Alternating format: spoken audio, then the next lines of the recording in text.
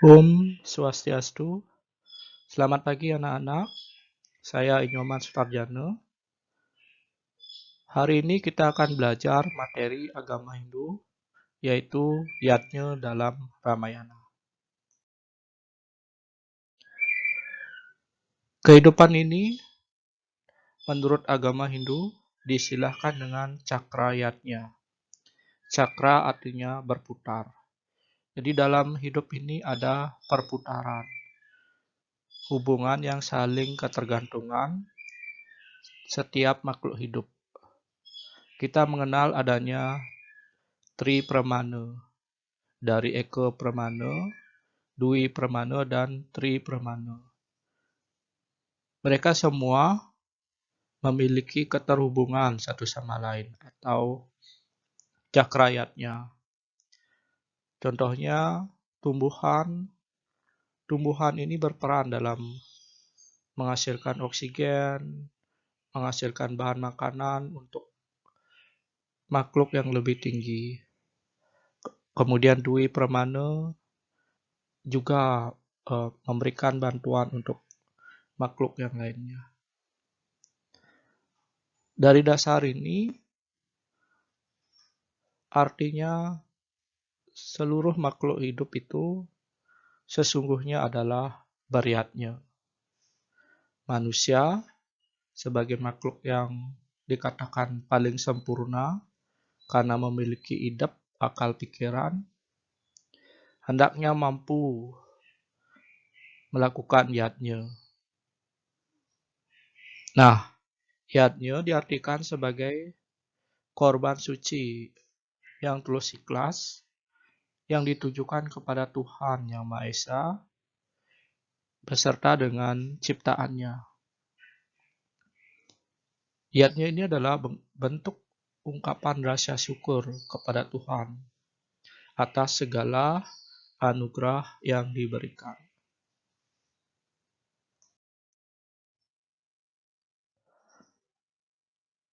Ada 3 pihak yang disebut dengan Tri Manggalaning Yatnya. Dalam beryatnya ada Sadaka, ada Sang Yajamana, dan Sang Tapini. Sang Sadaka adalah orang suci, pemimpin suatu upacara yang mengantarkan doa-doa persembahan umat. Sang Yajamana adalah mereka yang menyelenggarakan suatu upacara. Juga memerlukan Sang Tapini, artinya mereka yang memiliki keterampilan dalam membuat upakara. Dalam yatnya, 3 pihak ini akan saling bekerjasama untuk sebuah yatnya disilakan dengan siddhakarya atau berhasil. Secara etimologinya, yatnya ini berasal dari yats, artinya berkorban. Dari yats menjadi yajus, artinya aturan-aturan dalam persembahan. Kemudian Yajamana, artinya pihak penyelenggara suatu yatnya.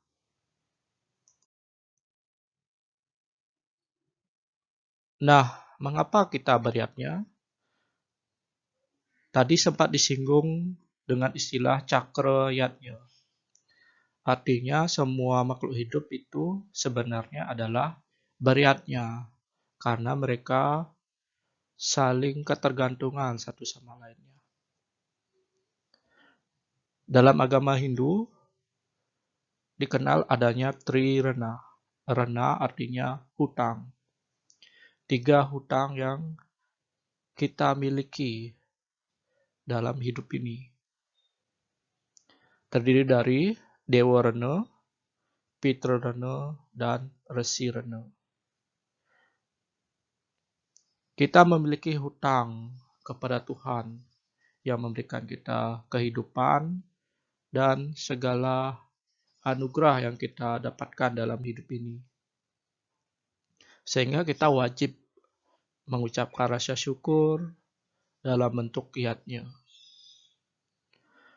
Pitrarana, kita lahir karena jasa dari orang tua kita atau disebut dengan guru reka, mereka yang menciptakan kita. Dari kecil, ibu dan ayah kita membesarkan, merawat kita dengan tulus. Dan hutang anak itu dibilang sangat besar, terutama kepada ibu. Resi rene, hutang kepada guru. Dalam tahapan perkembangan kita dari kecil, remaja hingga dewasa, kita akan bertemu guru. Mereka yang memberikan kita ilmu pengetahuan, guru pengajian, sehingga kita memiliki keterampilan atau pengetahuan dalam kehidupan ini yang membantu kita untuk mengarungi kehidupan, untuk memperoleh catur purusa artha, dharma, artha, kama, dan moksa. Nah, dengan adanya rena ini, manusia itu hendaknya menyelenggarakan iyadnya, baik dari segi upacara ataupun perilaku-perilaku setiap hari yang didasari atas pengorbanan yang tulus ikhlas atau tanpa mengharapkan imbalan.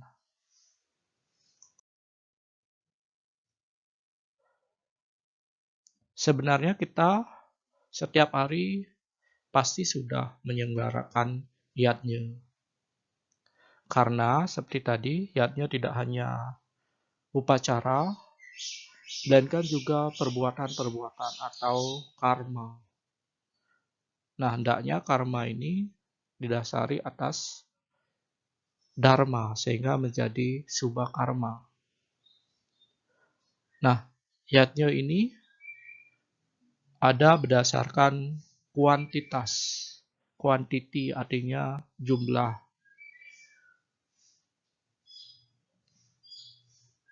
Besar ataupun kecil suatu iyadnya. Ada namanya nista iyadnya. Iyadnya ini yang dilakukan dengan sederhana. Jadi dari upakaranya itu sederhana dalam skup yang kecil.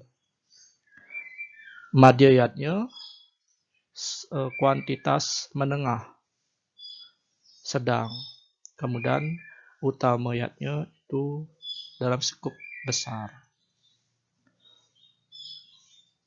Nah, yang membedakan iyadnya ini bukan dari besar kecilnya. Semuanya akan sama jika dilakukan dengan tulus, lascarya, dan penuh keyakinan.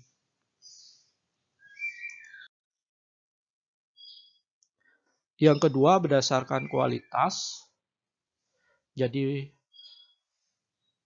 melihat dari ketulusan di dalam diri kita, jadi unsur intern di dalam diri kita.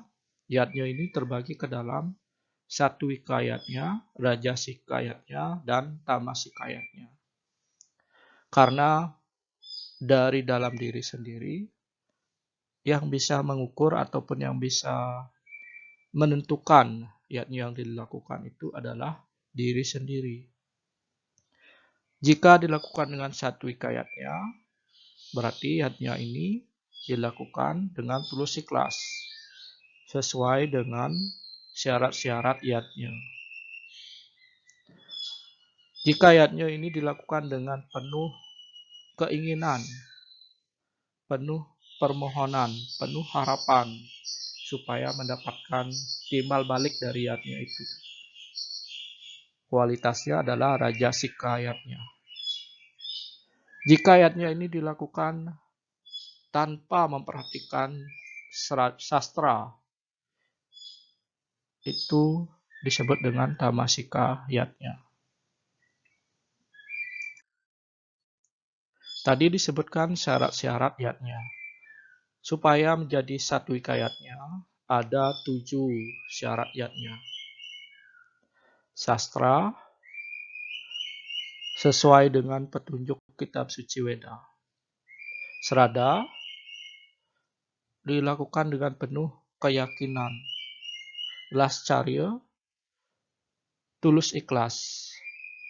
Daksina, adanya unsur material atau sesuatu yang dipersembahkan.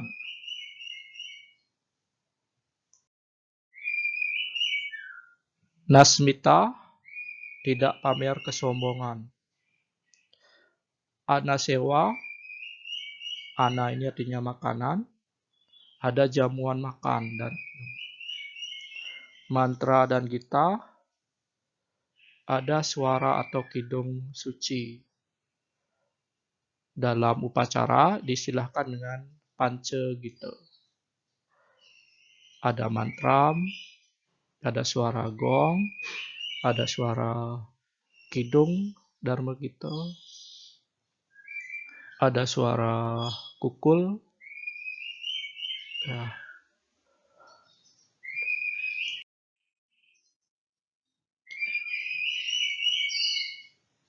Dalam Agastya Parwa menyebutkan bahwa ada 5 jenis yatnya atau panca yatnya. Dewa yatnya, Pitra yatnya, Manusia yatnya. Bisa dipahami, yatnya ini tergantung kepada siapa persembahan itu ditujukan. Jika kepada Tuhan, para dewa, atau manifestasi Tuhan, yatnya itu disebut dengan Dewa yatnya. Pitra yatnya, yatnya yang ditujukan kepada orang tua ataupun kepada leluhur kita. Manusia yatnya yang ditujukan untuk membantu sesama manusia, orang-orang yang membutuhkan.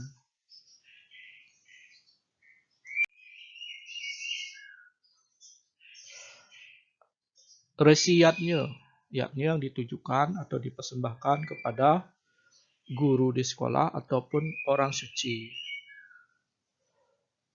Buta yatnya yang dipersembahkan kepada alam lingkungan sekitar atau buta kala.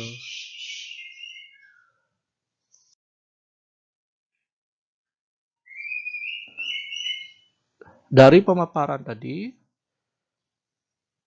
dapat kita tarik tujuan dari yatnya itu.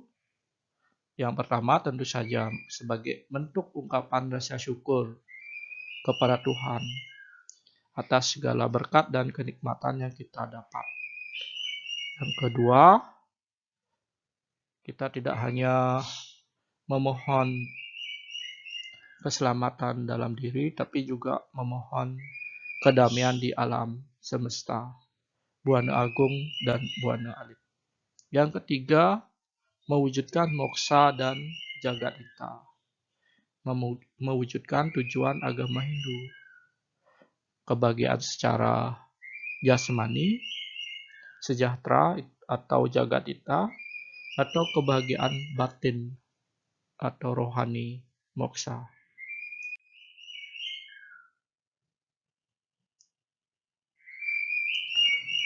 Yatnya ini didasarkan pada kerangka dasar agama Hindu. Ada tatwa, susila, dan upacara. Diibaratkan dengan sebutir telur. Bentuk terluarnya adalah upacara atau kulit telur. Kita melihat kulit telur itu bisa berbeda-beda. Jadi ritual atau upacara ini akan kita temukan berbeda-beda di setiap tempatnya, sesuai dengan tradisinya. Kemudian ke tengah lagi, susila itu ibaratnya adalah putih telur etika.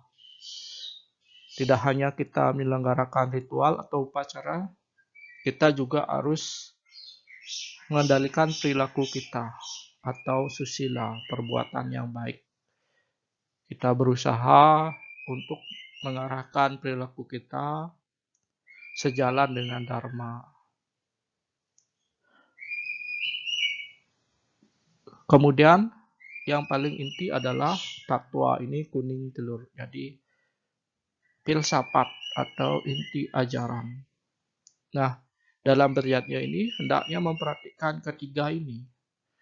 Jadi tidak hanya ritual semata, juga perlu adanya susila atau perilaku yang baik, ada pengendalian dirinya, ada yamanya. Kemudian juga harus paham makna dari yatnya itu sendiri.